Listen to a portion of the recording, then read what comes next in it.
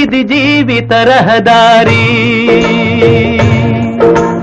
ఓ బాటసారి, ఇది జీవిత రహదారి.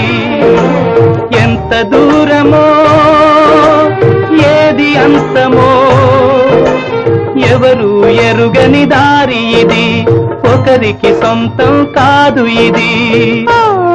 బాటసారి, ఇది జీవిత రహదారి.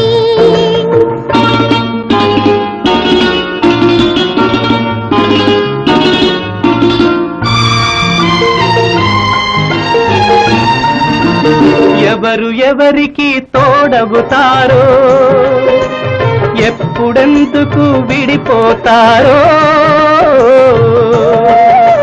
మమతను కాదని వెళతారో, మనసే చాలని